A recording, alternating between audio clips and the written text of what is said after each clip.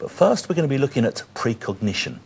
Have you ever had dreams of something that happens, turns out to happen, that you think was some sort of prediction? Well, the man sitting next to me, they call the dream detective. His name's Chris Robinson, and he does just that. Chris, welcome to the programme. Yeah, well, thank you. Now, how did you come around a title, The Dream Detective? That was given to me by a variety of policemen in about 1990. The story, or my story, begins in 1989, really, when I started seeing things in dreams that would happen later in the week. And some of those things were murders, robberies, terrorist attacks. And because I was reporting those to police, we were able to tick off the reliability of it, if you like. Absolutely, yeah. Saw this, didn't happen. Saw this, did happen. Saw this, did happen. Saw this, did happen.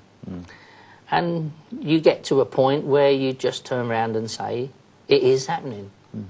And as I say, a few policemen started to call me that, and it stuck.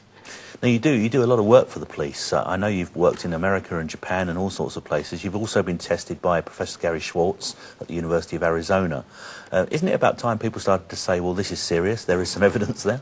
I think it is time people started to say that. I do think that there are people saying that. The real problem I have is that, take me for example, serious study, I have to go to the United States, yet 15 miles from this studio there is a university with a whole department studying this phenomena, but they will only use subjects from the general population.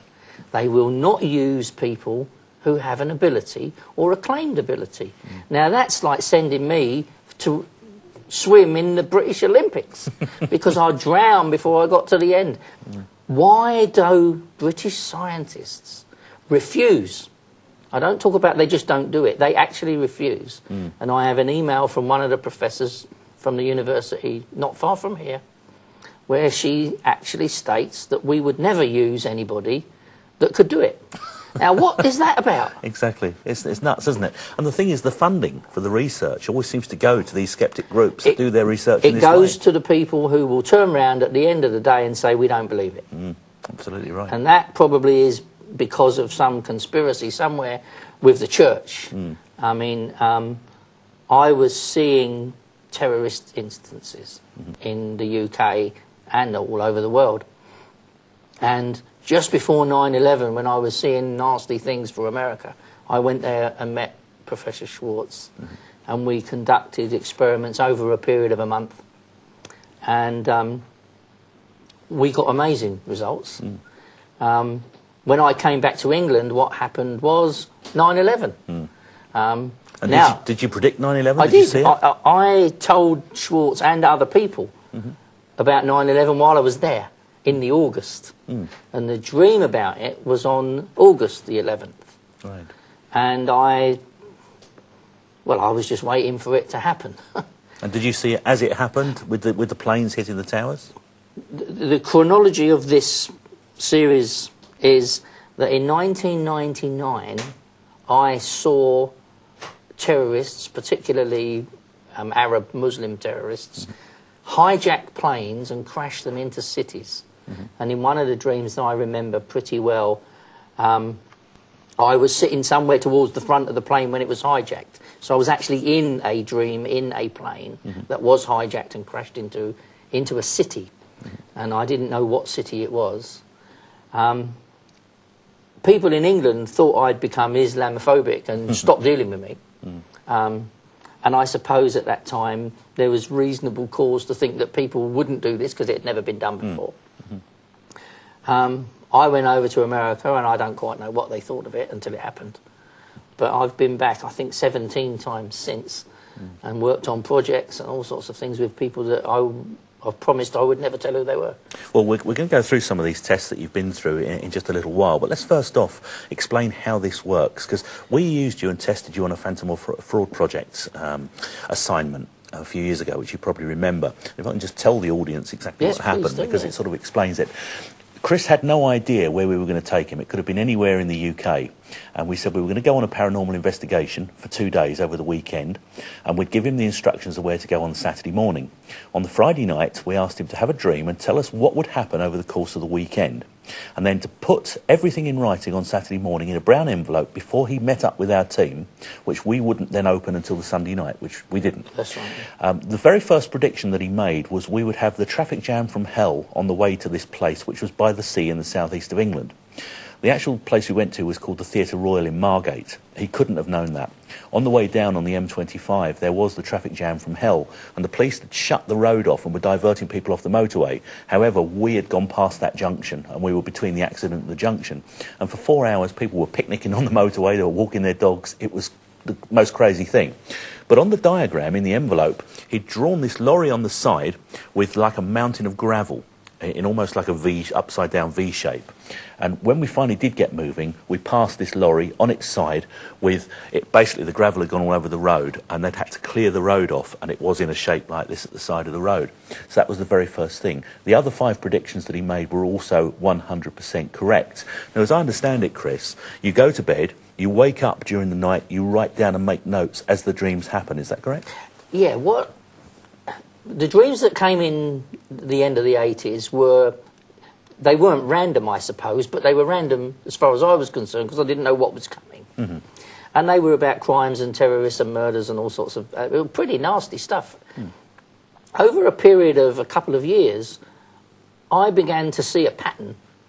And I thought, well, if this is some kind of feedback loop, from tomorrow to today or from next week to today, and we observe that loop while we're sleeping, you might be able to control what you see.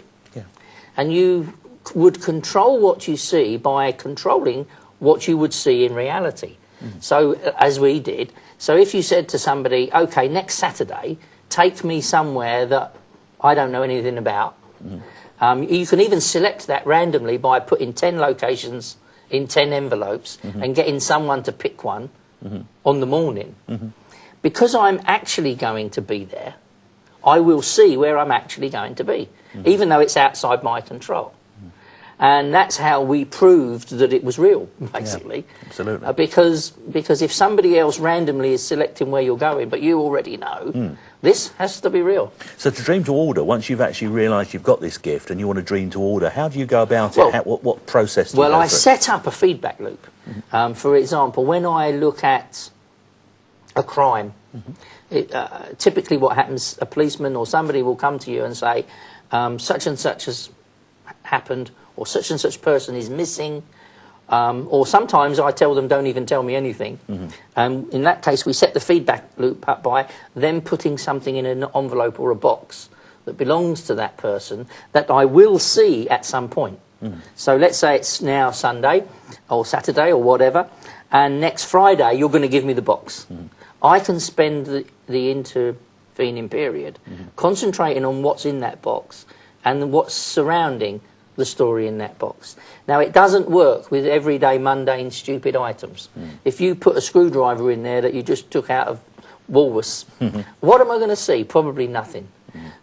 What you do notice is that the more important the object, in as much as it connects to something that somebody desperately needs answers to, the more information you get, or the more interesting the object. So if it's an object that's I've got a great interest to me, even though I don't know what it is yet, I'll start seeing that interest. Yeah.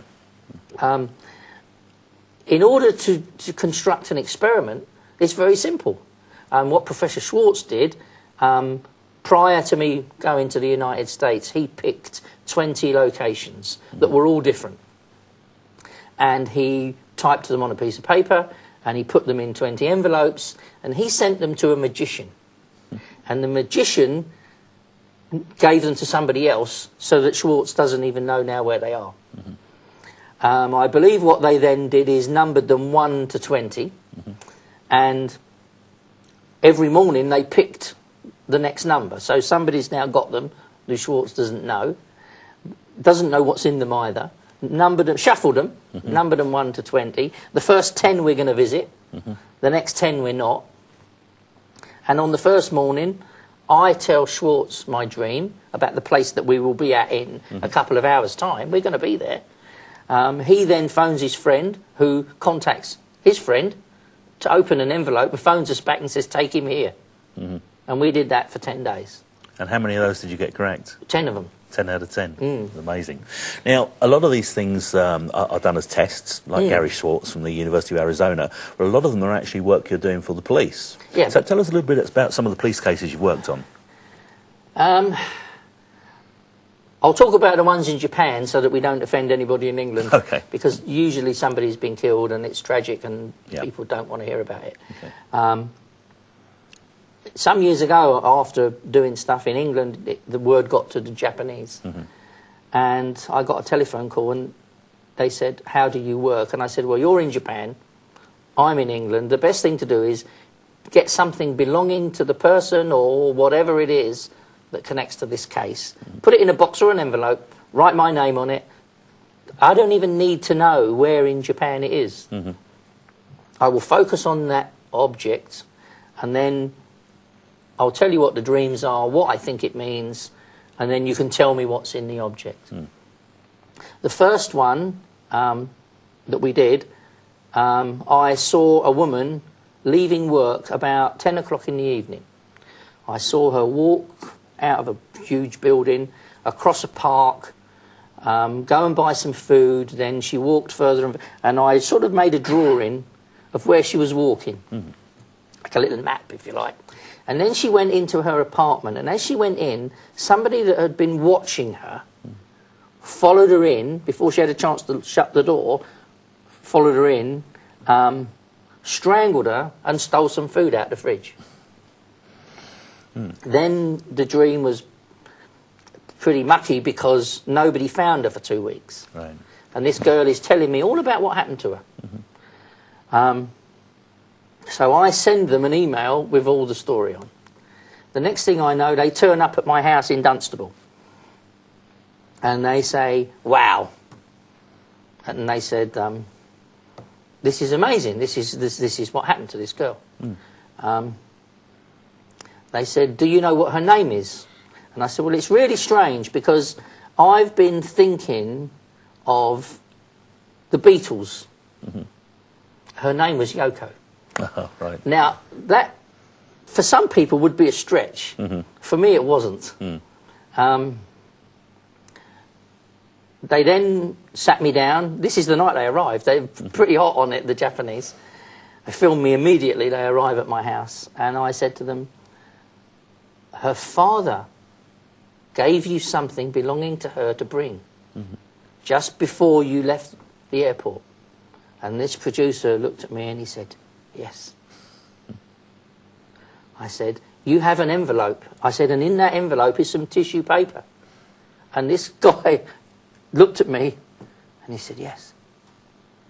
I said, her father has given you some of her hair and wrapped it in the tissue paper and placed it in the envelope. And he gave it to you at the airport. He got, I mean, this, you can see this on Google Video because I got permission to put the shows on there. Right. That's what happened. Amazing. Now, you know. Now, we've got about a minute and a half before we go to a break. I mean, have you ever worked on cases that they've not asked you to work on? Like, for instance, Where's Madeline? Well, Madeline's case is one that I didn't have anything much to do with, simply because I was working on a case for Japan at the time Madeline went missing. And in the dream, when I'm asking about the Japanese person, I was told by somebody that I know, who I see often in the dreams, who'd been dead for a while, a good friend of mine, Lucy. She said to me, while you're doing this, a little girl will go missing on holiday. Have nothing to do with it, and it's something to do with the place the mother came from. Now, of course, I didn't know what that means. I don't know anything about it, because it hasn't happened yet. And I'm not absolutely sure that that connects to Madeline, except it's the biggest case we've seen, and it was a week later, and, you know, and I don't know anything about where the mother came from either. But maybe there is something still there. Maybe. But I've had nothing to do with it because of my instructions. Well, just before we go to the break, if you want to discuss this, there is a forum, of course, on Edge Media Television. If you go to edgemediatv.com/forum, and you could discuss precognition. I'd very much like to hear if any of you have had any of these experiences.